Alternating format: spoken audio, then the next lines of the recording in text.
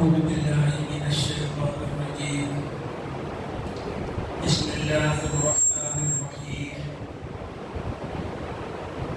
وقالوا لولا نزل هذا القرآن على رجل من القريتين عظيم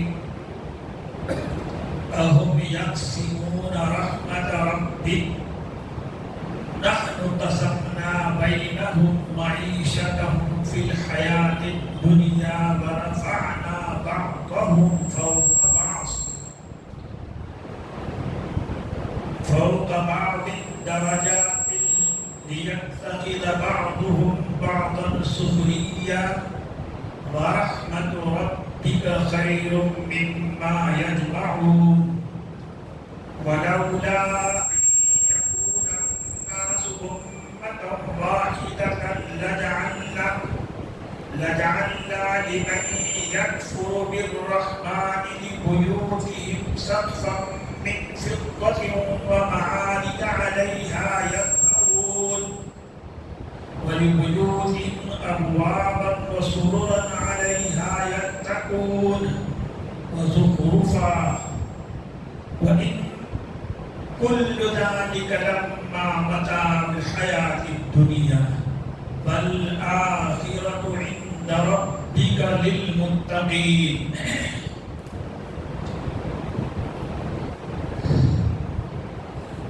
بھائیوں، یہ 25ویں پارے کی سورہ زخرف کی 4-5 آیتیں ہیں۔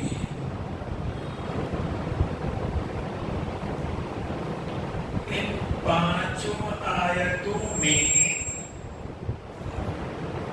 اللہ پاک نے 2 چیزیں بیان کی ہیں۔ پہلی بات یہ ہے کہ نبوت و رسالت کا منصب کتنا عظیم ہے، کتنا بڑا ہے۔ یا پہلی بات، کسی انسان کا رسول ہونا،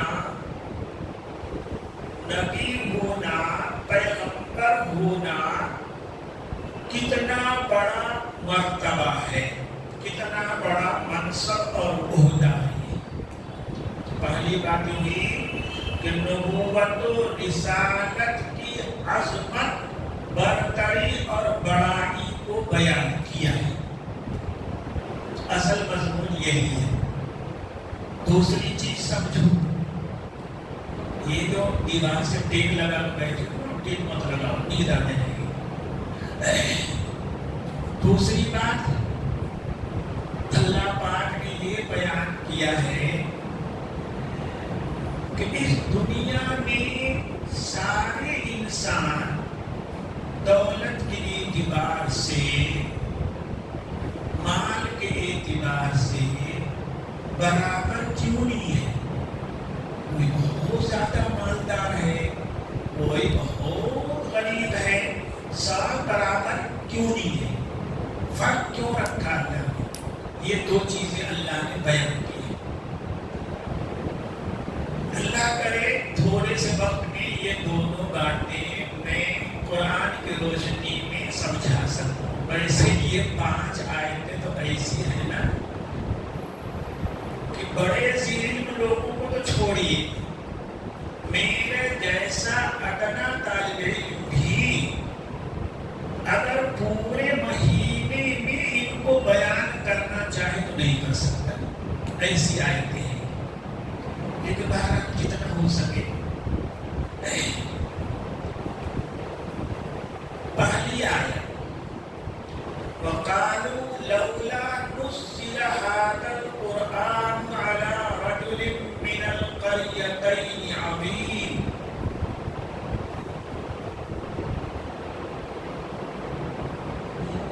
مشرکین مکہ نے، قریش نے حضرت محمد صلی اللہ علیہ وسلم کی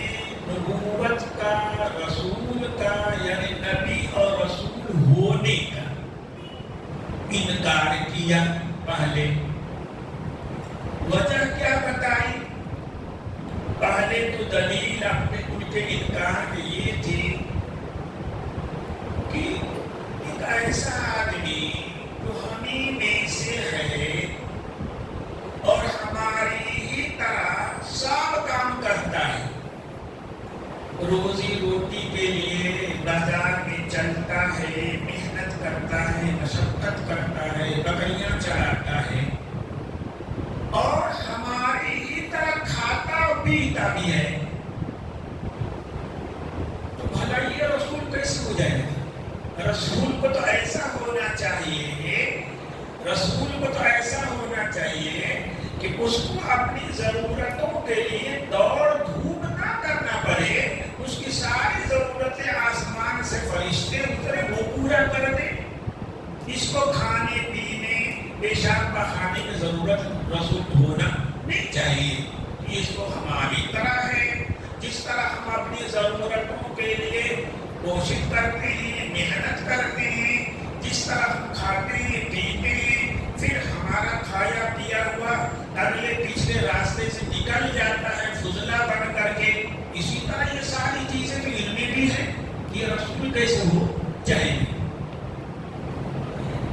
اس کو نبی قرآن کریم نے سمجھایا کہ دیکھو محمد کوئی انوکھی چیز نہیں ہے، ان کے پہلے بھی ہزاروں نبی رسول ہو چکے ہیں، ابراہیم کو تم بھی رسول مانتے ہو، اسماعیل کو تم بھی رسول مانتے ہو، موسیٰ ہے، عیسیٰ ہے، اور اس کے پہلے ہزاروں رسول ہو چکے ہیں، سب اپنی ضرورتوں کے لیے اس دنیا میں محنت و مشقت کرتے تھے، سب کھاتے پیتے تھے، سب کو استنجا پیشاب کی ضرورت پڑتی تھی، اب ان ساری ضرورتوں کے ساتھ جب وہ نبی ہو سکتے ہیں تو ان ساری ضرورتوں کے ساتھ محمد بھی ہو سکتے ہیں، نبی اور رسول ہو سکتے ہیں۔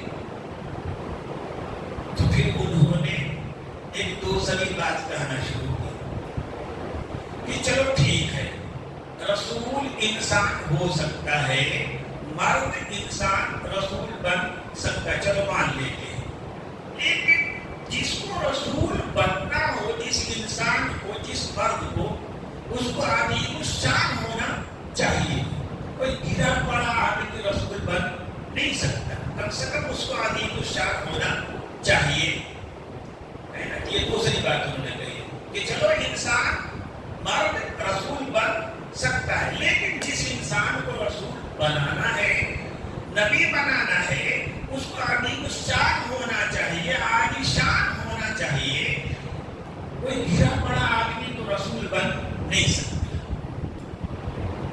اب انہوں نے مثال میں پیش یہ کیا کہ دیکھو محمد تو یتیم ہیں، یہ ماں کے پیٹ میں تھے، ان کے باپ مر گئے تھے، 6 سال کے ہوئے تو ماں مر گئی تھی، 8 سال کے ہوئے تو دادا مر گئے تھے، تو جو ایسا آدمی ہے جو یتیم ہو، بے سہارا ہو اور پیسہ دولت نام کی کوئی چیز بھی نہیں ہے، پیٹ پالنے کے لیے ان کو بکریاں چرانی پڑتی ہوں، تو جب ان کے پاس کوئی عہدہ نہیں ہے، کوئی منصب نہیں ہے، کوئی سرداری نہیں ہے، کوئی مال و دولت نہیں ہے، تو یہ تو معاشرے کے اتنے بڑے لوگوں میں ہوئے، کوئی بڑے آدمی ہوئے نہیں، یہ کیسے رسول بن جائیں گے؟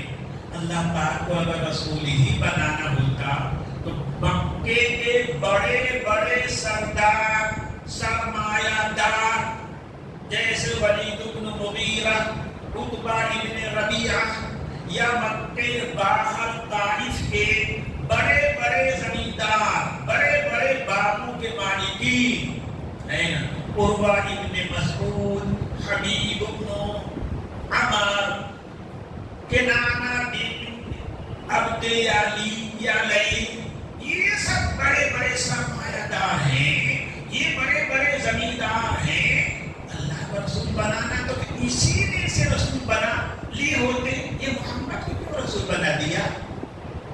یہ کہا، آیت کا معنی یہی ہے، وَقَالُوا لَوْلَا نُزِّلَ هَذَا الْقُرْآنُ، انہوں نے کہا کہ یہ قرآن دونوں بس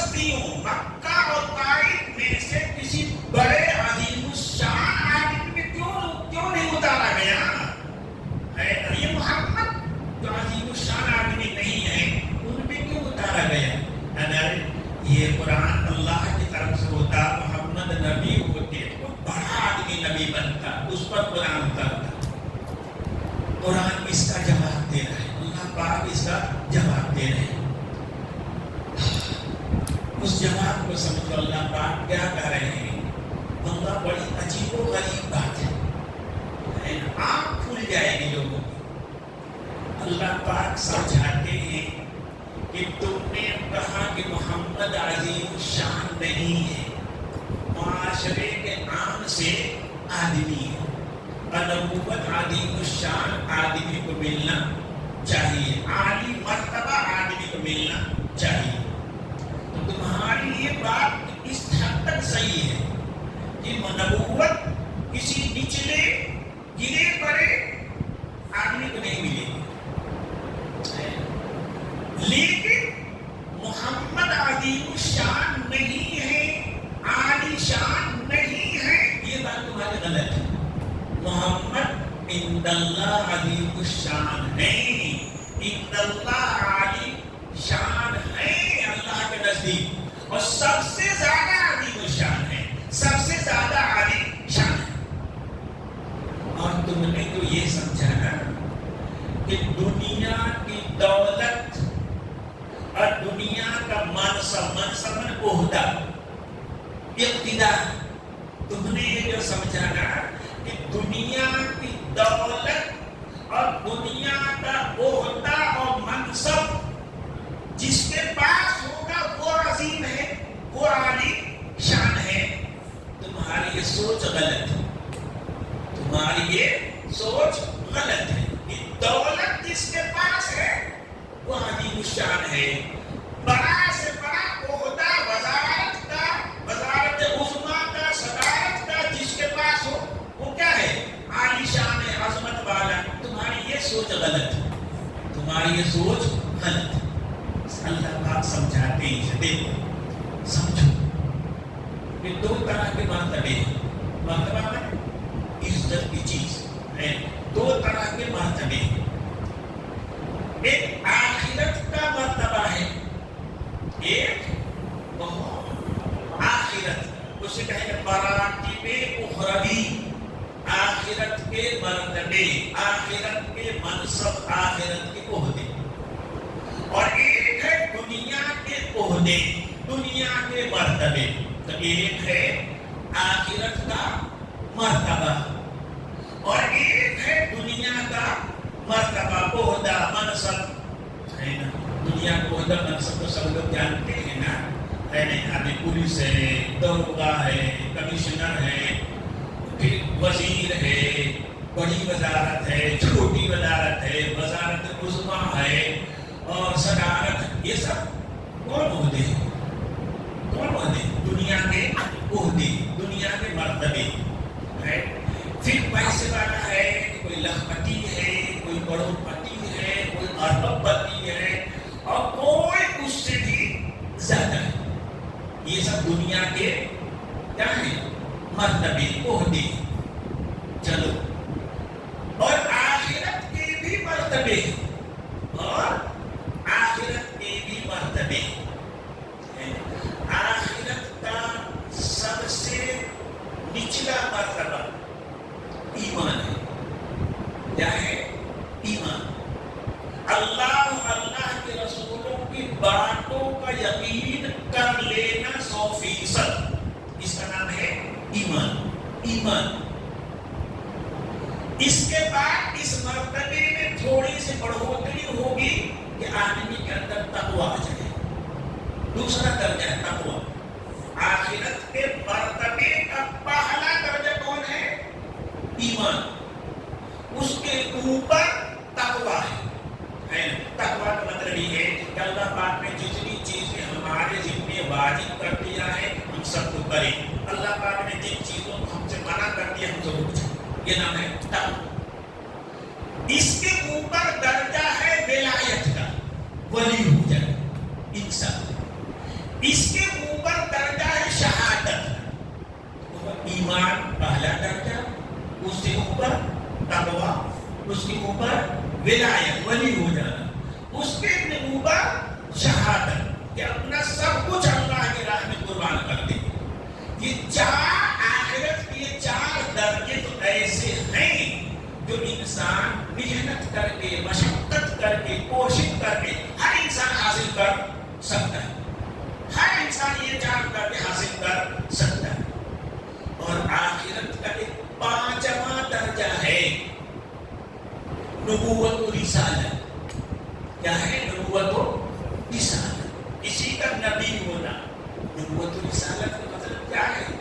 کہ نبی کے منہ سے اس انسان جو نبی ہے رسول ہے اس کے منہ سے جو بات بھی نکل جائے وہ کہا جائے کہ اللہ کی بات ہے. وَمَا يَنطِقُ عَنِ الْهَوَىٰ إِنْ هُوَ إِلَّا وَحْيٌ يُوحَىٰ. نبی جو بھی اس کے منہ سے نکلے گا وہ اللہ کا پیغام ہوگا, اس کی اپنی بات نہیں ہوگی. کیا سمجھے؟ جس کے منہ سے نکلی ہوئی ہر بات اللہ کی بات کا درجہ لے لے اس سے بڑھ کر کوئی مرتبہ ہو نہیں سکتا ہے نا. وہ جو بھی کہے گا اللہ کا کہا ہوا ہے نا. کہنے کہ فلاں کی گردن مار دو, واللہ سمجھ لو کہ اللہ نے کہا گردن مار دو, ایسا ہو جائے گا ہے نا. یہ نبی اللہ کا نائب ہوتا ہے, اللہ کا خلیفہ ہوتا ہے, اللہ کا جانشین ہوتا ہے. اللہ اس کے ذریعے اپنا سارا پیغام اپنے بندوں تک کیا کرتے ہیں, پہنچاتے ہیں. تو آخرت کے درجوں میں سے سب سے اوپری سب سے اعلیٰ درجہ ہے کون؟ نبوت و رسالت. یہ درجہ ایسا ہے کہ یہ اللہ کا دیا ہوا ہوتا ہے. اس درجے کو اپنی محنت سے, مشقت سے, اپنی عبادت سے, بندگی سے حاصل کر نہیں سکتا. اسی کہتے ہیں یہ وہابی ہے. تو آخرت کے پانچوں مراتب میں سے جو 4 شروع کے مرتبے ہیں وہ کسبی ہیں, انسان کے اپنی محنت و مشقت سے وہ حاصل کر سکتا ہے. لیکن آخرت کا آخری درجہ نبوت و رسالت یہ وہابی ہے. انسان کے دینے سے, انسان کی محنت مشقت کرنے سے وہ حاصل نہیں ہو سکتا. کوئی بات سمجھ میں آ رہی ہے؟ یہ تو میں نے کس سے بتایا, آخرت کے مرتبے. آخرت کا سب سے درجے کا مرتبہ کیا ہے؟ ایمان. اس سے کم کفر ہے, وہ آخرت کا درجہ نہیں ہے نا. یہ بات سمجھ میں آئی, آگے سمجھو. دنیا کے مرتبے آپ لوگ جانتے ہیں. اب آخرت اور دنیا کے مرتبے کے فرق کو سمجھو. کیا فرق ہے دونوں میں؟ دنیا کا بڑا سے بڑا مرتبہ جو آپ سوچ سکتے ہو, سوچ لو. دنیا کے بڑا سے بڑا مرتبہ جو آپ اپنے دل دماغ میں سوچ سکتے ہیں, سوچ لو. مثلا ہے نا, اگر کوئی ایسا انسان کہ دنیا کے تمام ممالک, تمام حکومتیں مل کر کے, میں یہ نہیں کہا کہ ہندوستان کا امریکہ کے لیے مل, کچھ نہیں, میں اس بات کو سنوں ہے نا. دنیا میں کوئی ایسا انسان ہو, دنیا میں کوئی ایسا انسان ہو جس کو تمام ممالک, تمام حکومتیں, ان کے سربراہان مل جل کر کے سب متفقہ طور پہ اپنا سب سے بڑا حاکم مان لیں. ہے نہیں کوئی دنیا میں, ہے نہیں, صرف سوچنے کی چیز ہے. ہر آدمی اپنے ملک کا سربراہ ہے, ہر آدمی اپنے ملک کا صدر ہے, بس نہیں. میں کہوں فرض کرو کہ دنیا کے جو سینکڑوں ملک ہیں سب مل جائیں, سب اکٹھے ہو جائیں اور طے کر لیں کہ ہم سب کا حاکم یہ آدمی رہے گا, یہ آدمی رہے گا. ہماری زمین, جائیداد, فیکٹری, خزانہ سب کا مالک ہے, ہماری جان کا مالک ہے, ہمارے ملکوں کا مالک ہے, ہمارے ملکوں کے پراپرٹی اور خزانوں کا مالک, سب کا مالک بنا دے. سب سے بڑا معاہدہ ہوگا دنیا کا, سب سے بڑا معاہدہ یہی نہ ہوگا کہ سارے دنیا کا اسے مالک اور حاکم بنا دیا جائے. واللہ آخرت کا جو سب سے ادنا درجے کا مرتبہ ہے کون؟ ایمان. دنیا میں یہ سب سے بڑا مرتبہ ہوتا, آخرت کے سب سے نچلے درجے کے مرتبے کے برابر ہو نہیں سکتا, ایمان کے برابر ہو نہیں سکتا. کیوں؟ اس ایمان کی وجہ سے بندے کو اللہ کی رضا حاصل ہوگی. اس حکومت و منصب کی وجہ سے کیا حاصل ہو جائے گا؟ اللہ کی رضا حاصل ہو جائے گی. کیا اس ایمان کی وجہ سے انسان جہنم کی آگ سے بچ جائے گا. اس دنیاوی مرتبے کی وجہ سے جہنم کی آگ سے بچ جائے گا. اس ایمان کی وجہ سے دنیا میں صبر کی, شکر کی, پاکیزہ زندگی مل جائے گی. اس بڑے سے بڑے منصب کے بعد بھی وہ چاہے گا کہ آسمان کی حکومت بھی مل جائے اسے. تو کیا سمجھایا؟ ایک جملے میں تمہاری بات خلاصہ کرتا ہوں میں، کیا کہ دنیا میں سب سے بڑے مرتبے کے مقابلے میں آخرت کا جو سب سے نچلا مرتبہ ہے وہ بھی برتر ہے. اب اللہ پاک کہتے ہیں کہ آخرت کا سب سے بڑا مرتبہ میں نے محمد کو دیا ہے. اب تم لوگ کو یہ کہتے ہو نا کہ فلانے آدمی کو ہونا چاہیے، تو کیا مطلب ہوا؟ آخرت کے بڑے مرتبے کو بھی چاہتے کو تمہارے کنٹرول میں دے دیا جائے، تمہارے ہاتھ میں دے دیا جائے. جس کو چاہو نبی بنا دو، جس کو چاہے رسول بنا دو، ہے نا. اللہ پاک اللہ یعلم حیث یجعل رسالتہ، کسے نبی بنانا ہے اللہ جانتے، بس کسے نبی بنانا ہے اللہ جانتے، کسے رسول بنانا ہے اللہ جانتے. فرماتے ہیں کہ جتنا تمہارا دماغ بڑھ گیا، اپنے کو اتنا بڑا سمجھنے لگے کہ آخرت کا جو سب سے بڑا مرتبہ ہے وہ چاہتے ہو کہ تمہارے ہاتھ میں دے دوں، تم جاؤ جسے نبی بناؤ، تم سے میں مشورہ کروں گا. نام یہ کیسے ہو سکتا ہے؟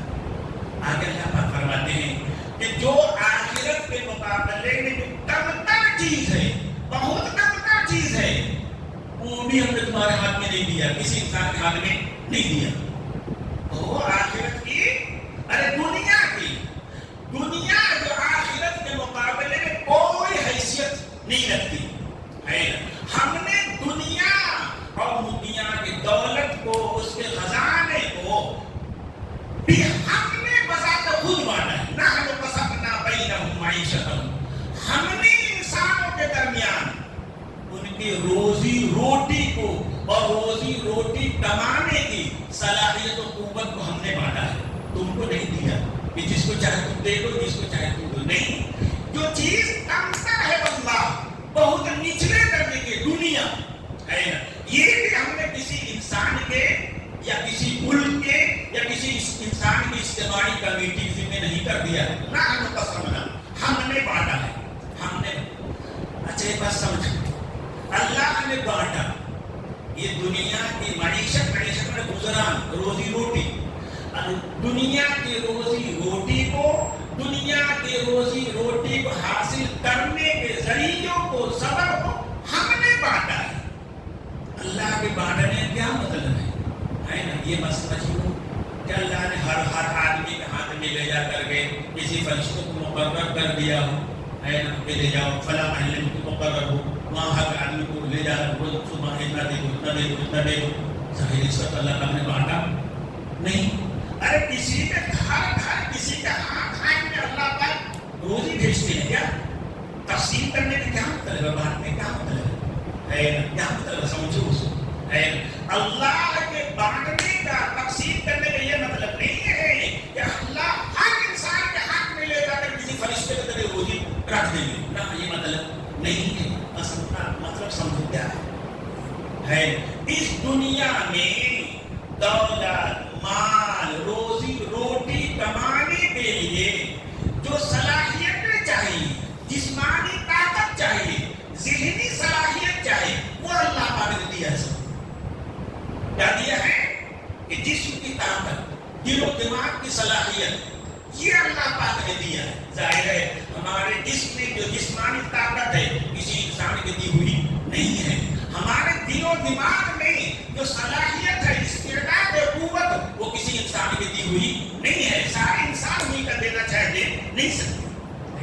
یہ نحن کا سمجھنا کہ اس دنیا میں مال و دولت، مالداری حاصل کرنے کے جو وسیلے ہیں، سبب ہیں، یعنی جسمانی صحت، دل و دماغ کی صلاحیت، یہ ہم نے انسانوں کو دیا ہے. پھر انسان کہا کہ ہم نے تم کو جسمانی طاقت دی ہے، ہاتھ میں، پیر میں، سب میں طاقت دی ہے. تم کو ہم نے دل و دماغ بھی دیا ہے.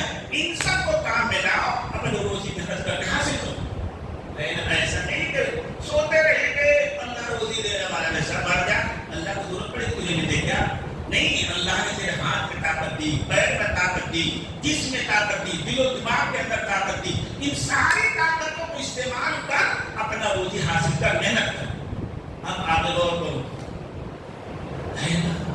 ذہن میں سوال پیدا ہوتا ہے کبھی کبھی کہ اللہ پاک نے اس طرح کیسے بانٹ دیا، برابر برابر کیوں نہیں دے دیا، برابر برابر کیوں نہیں دے دیا ہے نا؟ تو اللہ پاک سوچو سوچو کہ تمام انسانوں کو جسمانی صحت جو اللہ پاک نے دی ہے وہ برابر دی ہے۔ اور ایک آدمی ایسا ہے کہ وہ ٹرین کے آگے کھڑا ہو جائے تو ٹرین روک سکتا ہے، اس کی طاقت ملی ہے۔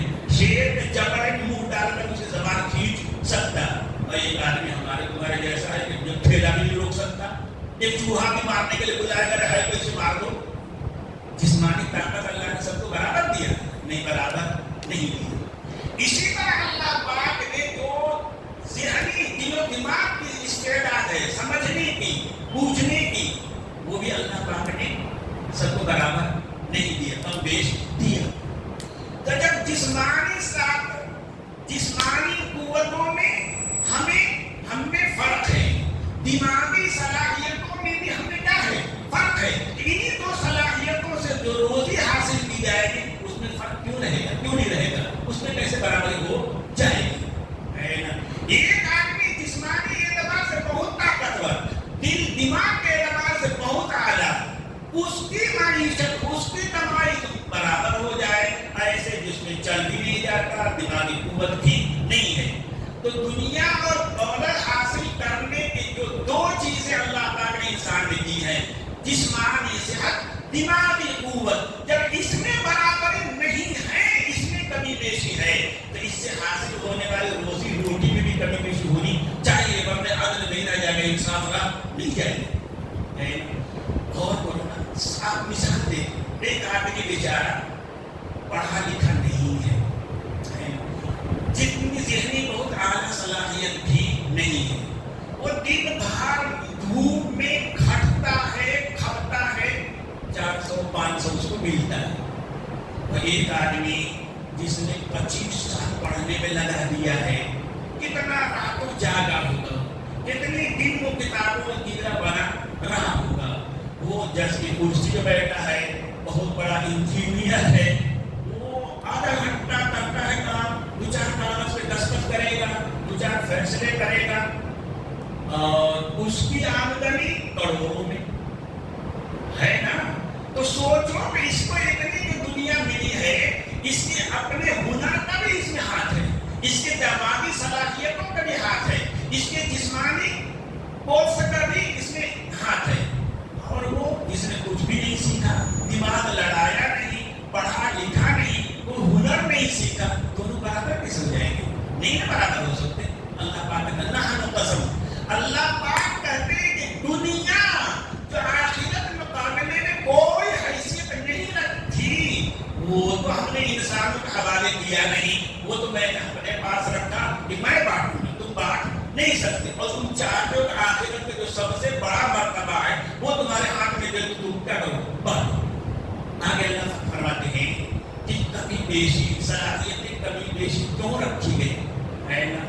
تو سمجھاتے ہیں کہ اگر سارے لوگوں کی صلاحیتیں ایک ہوتی، سارے لوگوں کی کمائی بھی ایک ہوتی، تو پھر کوئی کس کے کام آتا؟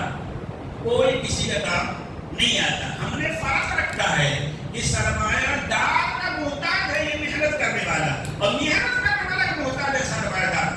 بڑے سے بڑا سرمایہ دار کا کام بغیر مزدور کے چل نہیں سکتا، جس طرح مزدور کا کام بغیر مالدار کے چل نہیں سکتا۔ تو اللہ پاک نے فرمایا کہ یہ چیزیں ہم نے دنیا میں روزی روٹی میں فرق رکھا ہے تاکہ ایک دوسرے کے کام آ سکے، ایک دوسرے سے کام لے سکے، یہ حکمت بتا دی اللہ پاک نے۔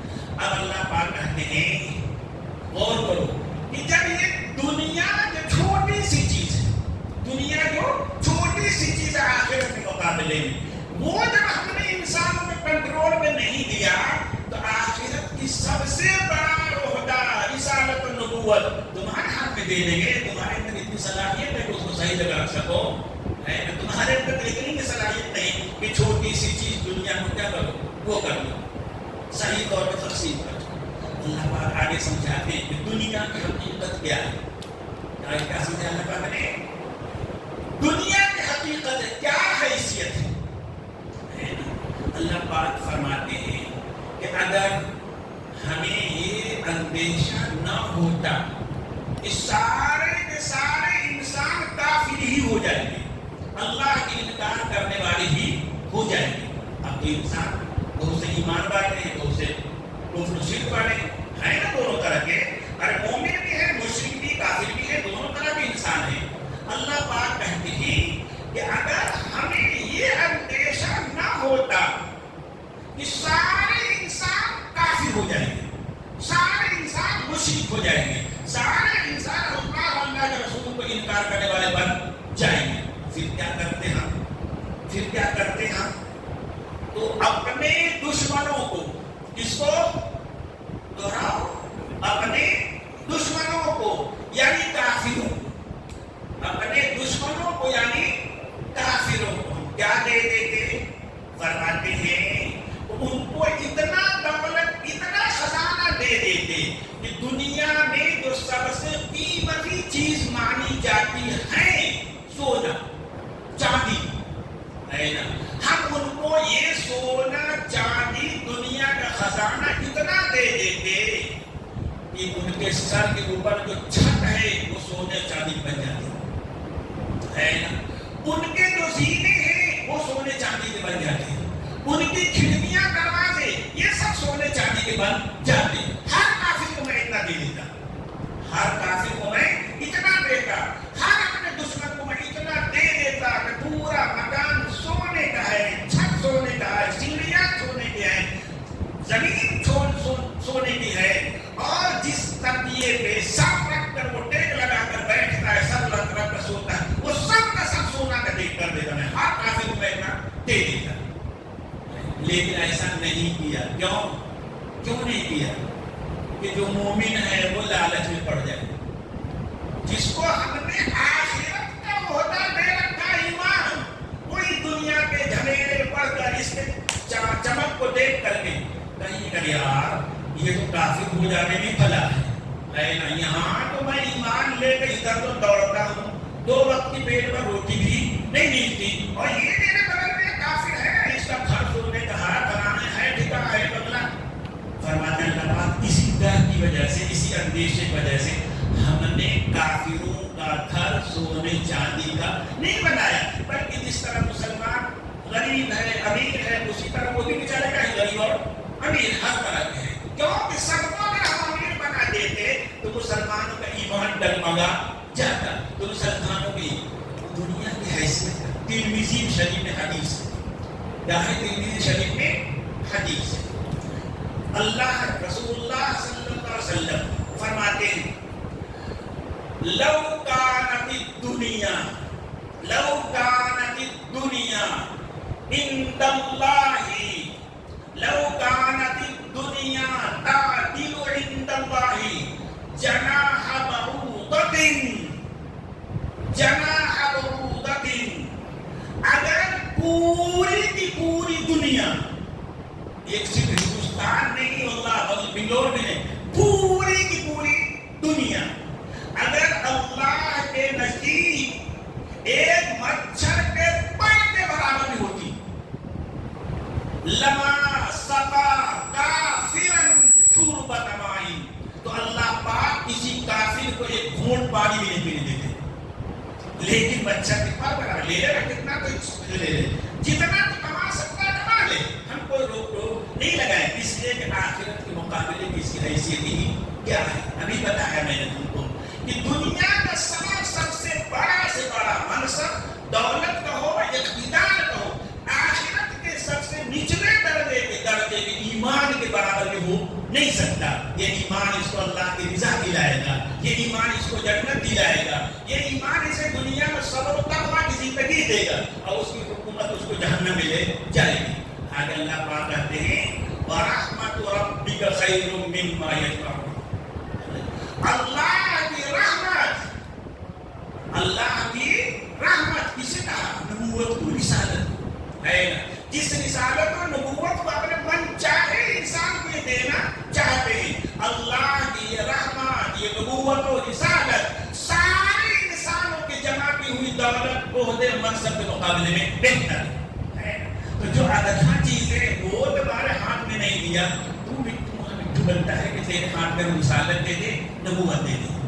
آگے سمجھو، ابھی ایک جملہ میں نے بتایا اسے بھی سمجھ لو کہ نبوت و رسالت وہ حبی چیز ہے، اللہ کا دی ہوئی چیز ہے. یہ انسان اپنی محنت سے، مجاہدے سے، لمبی لمبی عبادت کر کے حاصل کر نہیں سکتا. کیوں؟ جانو اس کو ہے.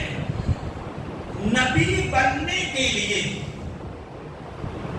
نبی بننے کے لیے جیسی روح ہونی چاہیے، جیسا دل و دماغ ہونا چاہیے. کیسا؟ سوچو پہلے تھوڑی دیر کے کیسا. نبی بننے کے لیے نبی کی روح کو، نبی بننے والے کی روح کو ایسا ہونا چاہیے کہ براہ راست اللہ پاک سے اس کا رابطہ ہو سکے. براہ راست کس سے؟ اللہ پاک سے اس کا رابطہ ہو سکے. وہ براہ راست اللہ کی طرف سے اس کے احکام کو سمجھے، کیش کرے، عکس کرے، اور پھر بندوں تک صحیح سال کیا کر سکے، پہنچا سکے. اب کس کی روح میں اتنا دم ہے، کس کی روح میں اتنی طاقت ہے کہ اس کی روح جسم سے نکل کر کے مرے اعلیٰ کے باریک اعلیٰ کے حکموں کو کیش کر لے. یہ اللہ پاک جانتے. تو کیا جانتا ہے؟ تو کیا جانتا ہے؟ تیرے سے دے دے. کسی نبی کے دل و دماغ کو اتنا مضبوط ہونا چاہیے. اللہ اکبر. نبی کے دل و دماغ کو اتنا مضبوط ہونا چاہیے، اتنا مضبوط ہونا چاہیے کہ وہ اللہ کے پیغام کے بوجھ کو کیا کر سکے، برداشت کر سکے. تو کیا جانتا ہے؟ کون انسان جانتا ہے کہ فلاں انسان کے دل و دماغ میں اتنی قوت ہے کہ اللہ پاک کی طرف سے آنے والے پیغام کے شکل کو کیا کر سکتا ہے، بوجھ کو برداشت کر سکتا ہے. کون جانتا ہے؟ یہ اللہ پاک جانتے ہیں. اور اللہ کا آنے والے پیغام کا شکل وہ جان کے آتا ہے. اللہ اکبر. قرآن کریم میں پڑھا ہم لوگوں نے کہ اللہ پاک فرماتے ہیں کہ یہ قرآن اگر میں پہاڑ پہ اتار دیتا تو ریزہ ٹکڑا ہو جاتا. تو قرآن کا شکل بوجھ اتنا ہے کہ مضبوط سے مضبوط پہاڑ بھی اس کے بوجھ کو برداشت نہیں کر سکتا. لیکن وہی قرآن اللہ پاک نے نبی صلی اللہ علیہ وسلم کے سینے میں اتارا، دل میں اتارا. کیا دل ٹوٹ گیا، پھٹ گیا، مر گئے؟ نہیں، اللہ صحیح سالم ہے. آپ کا دل دماغ پہاڑ سے زیادہ مضبوط نبی کو ہوتا ہے. آپ غور کرو، موسیٰ علیہ السلام نے جب اللہ پاک سے کہا رب ارنی، اللہ پاک مجھے دکھا دیجیے، میں آپ کو دیکھنا چاہتا ہوں. اللہ پاک نے لن ترانی، نہیں دنیا میں رہ کر تم دیکھ نہیں سکتے، کبھی نہیں دیکھ سکتے. پھر بھی انہوں نے دعا کیا تو اللہ پاک نے کہا اچھا پہاڑ کو دیکھو. پہاڑ دور، پہاڑ کو دیکھتے رہو. اس پر اللہ کی تجلیات میں سے تھوڑی سی تجلی ظاہر ہوئی، تھوڑی سی بالکل. پھر کیا ہوا؟ پہاڑ ریزہ ہو گیا، ریت ہو گیا، بکھر گیا پہاڑ. اور موسیٰ صرف بے ہوش ہوئے تھے. موسیٰ علیہ السلام مرے نہیں، دل دماغ تھکا نہیں، بلکہ صرف بے ہوش ہوئے تھے. کیا سمجھے کہ اللہ کی طرف سے آنے والے کلام کو، اللہ کی طرف سے ہونے والی تجلی کو موسیٰ نے تو برداشت کر لیا، لیکن پہاڑ برداشت نہیں کر سکا. اللہ پاک کہتے ہیں کہ تم منصب نبوت کو بانٹنے چلے ہو اور 1-2 روپیہ کا بانٹ تمہارے حوالے ہم نے کیا نہیں، یہ اپنے ذمہ رکھا. تو نبوت جیسے عظیم منصب کو میں جسے چاہوں گا دوں گا، میں جسے چاہوں گا عطا کروں گا. یہ تمہارے بس کی چیز نہیں ہے، تمہارے بوتے کی چیز نہیں ہے. آخر دعوانا الحمدللہ رب العالمین. اللهم صل على محمد اللهم صل على سيدنا محمد وعلى آل سيدنا محمد وآله وسلم. ربنا تغفر وترحمنا لنكونن من الخاسرين. لا إله